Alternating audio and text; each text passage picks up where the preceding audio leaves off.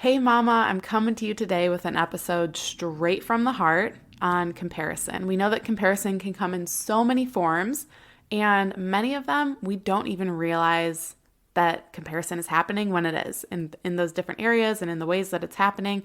So I'm going to encourage you today. This episode is here for encouragement so you can stop comparing yourself to other moms. And I'm also going to share a handful of different areas that you can evaluate in your own life to see if comparison has taken root. If you're listening to this episode as it's being published the day of or the following couple days, it's Christmas right now. So Merry Christmas, number one. But my gift to you today, what I want to gift to you is the ability to live comparison free. And I want to leave you empowered to just be filled with joy in the season and moving forward so you can feel true contentment right where you are. Hey mama, welcome to the Tough Love Mom podcast. I know you're here because you're ready to get disciplined and lose weight, and you're not afraid of a little tough love. Taking on your journey postpartum is hard, but it's not impossible.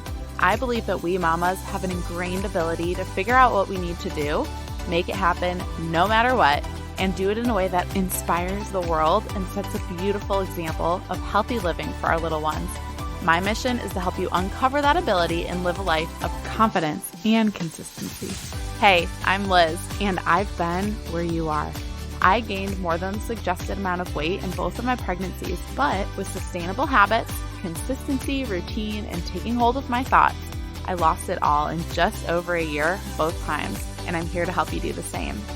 If you're ready to stop falling off the wagon, truly break free from the perfectionism that is holding you back, and finally feel your best, all while enjoying dino nuggets on your salad, you are in the right place.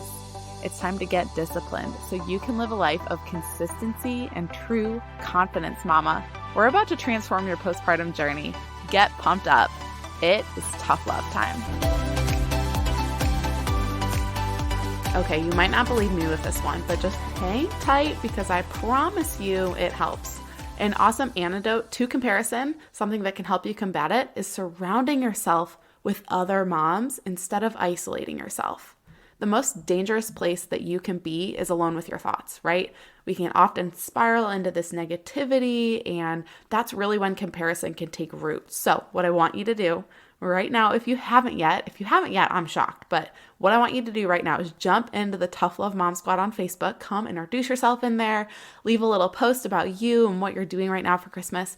There's mamas in there constantly sharing their wins, taking on my consistency challenges each month. There's takeaways from these episodes that they're sharing and that I'm sharing. I share exclusive content in there. So make sure that you're in there because surrounding yourself with other moms, even if it's virtually, if that's the most we can get right now in the season of life, that's what you need to do is surround yourself and not be isolated. It's the place to be if you want to be surrounded by these moms that are just living intentional lives, working on their mindset, working to be their healthiest selves. So the link is below and I will see you in there.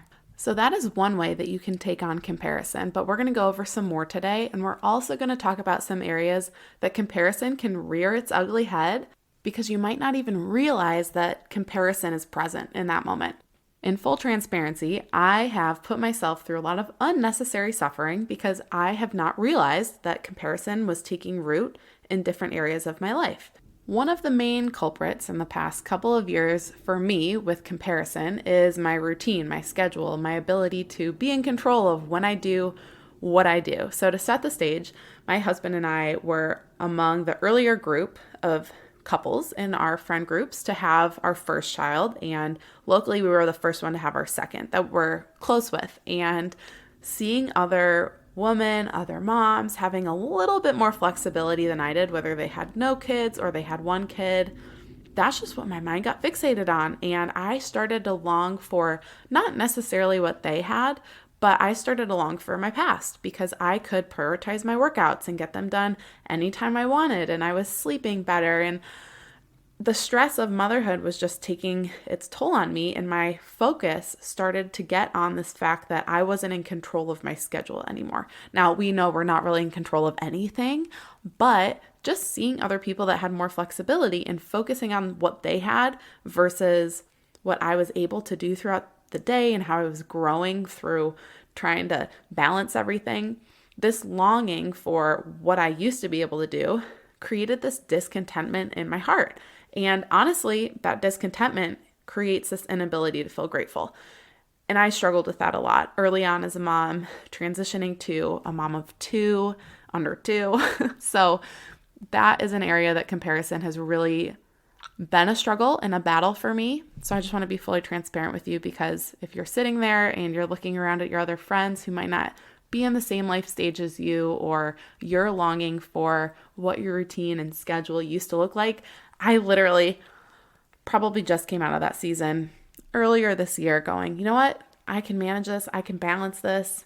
It's not going to be perfect and it's not going to be pretty, but it's where I am and it's what I was created for right now in this season. And honestly, it makes us better. So that's a tangent. Let's go into some areas that you might be comparing to other moms or to your past. Just remember, comparison's not always with other women. We might be comparing our current situation to what we want it to look like down the road. We might be comparing our current situation to what it used to look like in the past. And we might be comparing to other people that we're getting distracted by outside of what we're called to right here and right now. So what are some areas that you might be comparing in? The first very obvious one is our body, right? During pregnancy, during postpartum, what is this mom's body doing during pregnancy? Why am I gaining so much weight and she's not, right? That's something that I dealt a lot with. Why am I gaining so much weight? So our body is something we might compare. Our marriages and the relationships we have with our husband, especially if, man, this is a hard one because kids really affect our marriage and we have to be very intentional. This is something we're not perfect at. But having little ones can really impact a marriage, especially if we don't do anything about it. So marriage is an area that we might compare in. What our house looks like, where our house is located. Our parenting and our kids' behavior is another area, especially when we're out and about or when we're at play dates or when we're seeing posts on social media of what kids, if you think about it, if you really think about it, what we're seeing on social media, if someone updates their stories like 20, 30 times a day, we're seeing a total of maybe 3 to 4 minutes of their whole entire day. That's a tiny snippet. So what your kids are behaving like, most likely every other child on this earth is behaving just like them at that age too. Different points in our life we might be comparing, whether we're longing for the past or for the future, like I just talked about. We might compare our routine and our schedule, like I talked about. That's something I struggled with a lot, to other people's or to what we used to do. Another comparison area is our family makeup, from how many kids we have to the spacing of their age gaps to how many boys and how many girls, or all boys and are all girls, any of those things. And then the last thing, this is just a list I came up with. I'm sure it's endless, but another big area that as moms, we might be comparing ourselves to other women or to our past or to what we want to be down the road is what we're called to, our giftings that we've been gifted with, that we're just naturally talented at, or things that we do work-wise or staying home, whatever our calling is on our life. That's something we can easily compare if we see other women doing things. So I'm not going to go a ton into each of those because, if you're like, ooh, I didn't realize that that's an area I might be comparing in, me just bringing it up could have given you that awareness of, I think I need to tune into that area a little bit more. So that's a list of areas that you might be comparing in. Let me just go through them real quick again. Your body, your marriage, your house, your kids' behavior, the points in your life, whether it's longing for the past or looking to the future, your routine and your schedule, how your family makeup looks, or your calling on your life. So what might you feel if comparison is taken root? Because I think this is really the identifier to seeing if comparison is something that you're struggling with in that area. And so you can evaluate each of these areas. If one came up that you started to think, wow, I think that's an area I'm struggling with, start to pinpoint any of these feelings you might be having in that. So the first is obvious, envy or jealousy, right? If we're feeling envious of someone else or something else, or jealous, that's a really bold, blatant, usually you can figure that out on your own.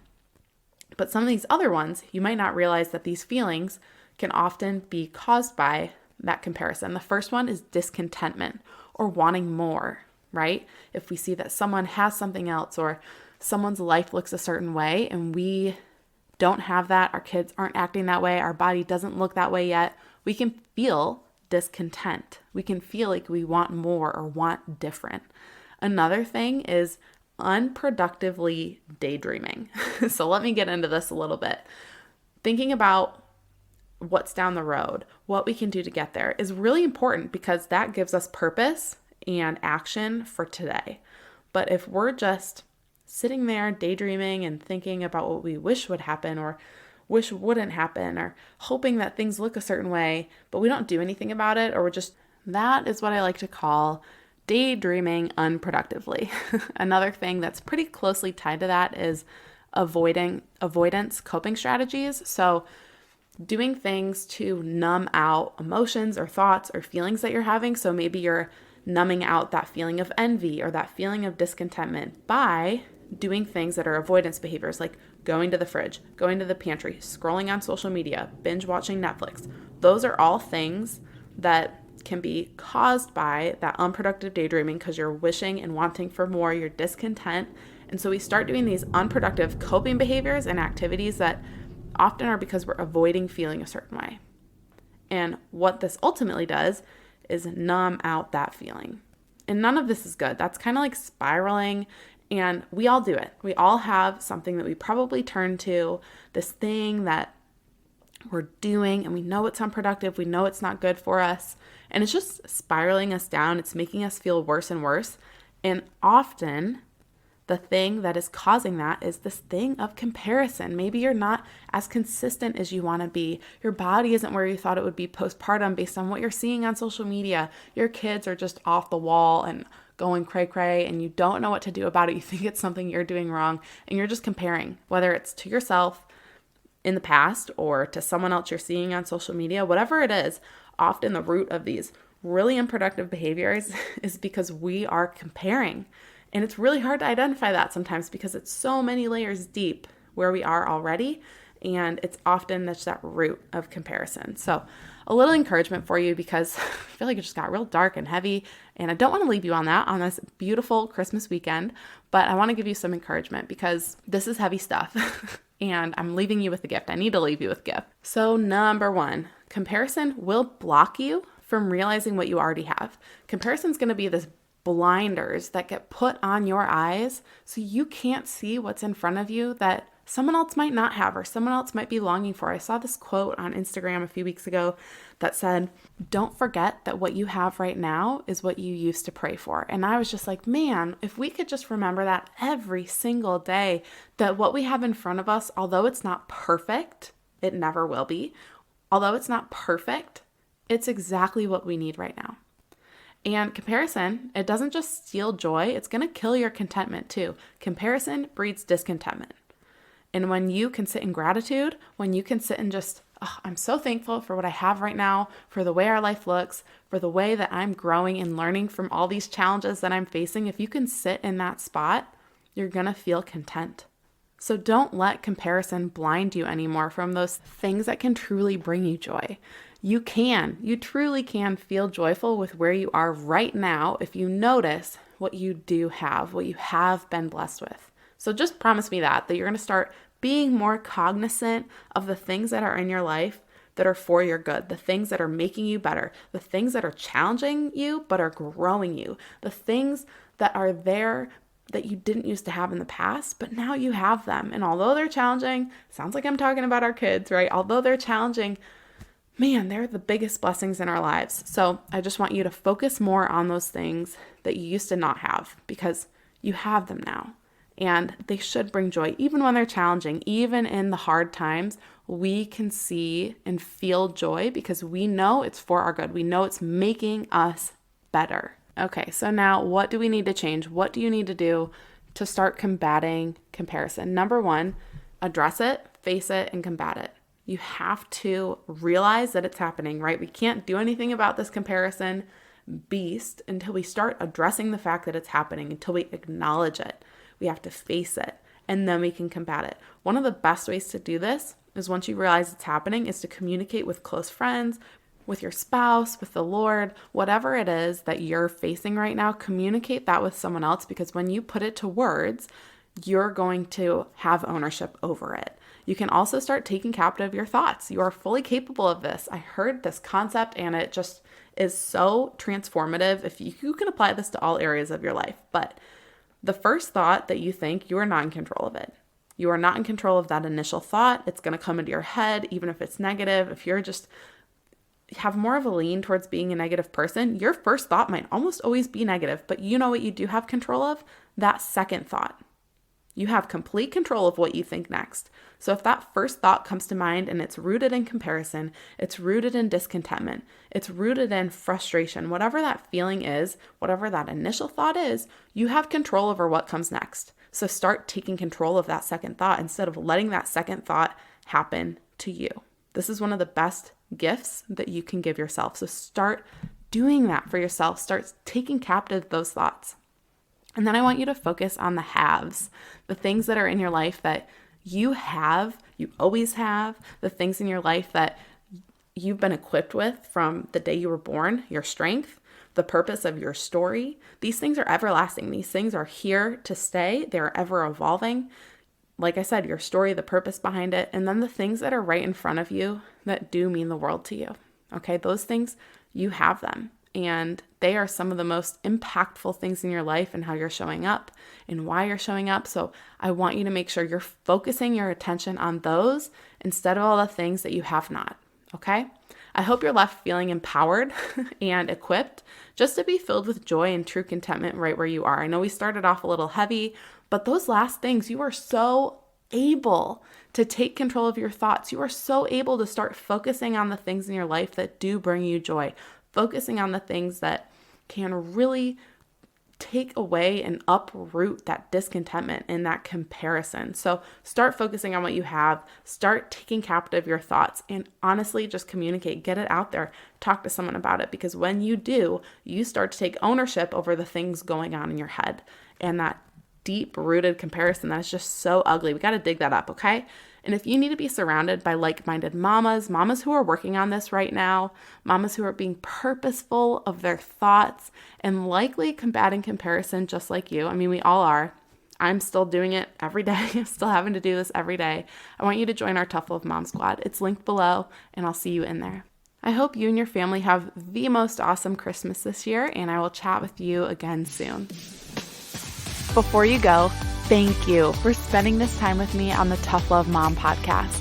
If this episode encouraged you in any way, the number one way you can thank me is to leave a review letting me know how the show has impacted you. Then send this episode to another mom friend or take a screenshot, post it on social media, and tag me so I can personally thank you for helping me on this journey to impact thousands of moms. I'm so grateful to be on this journey with you, sister. Until next time, get after it.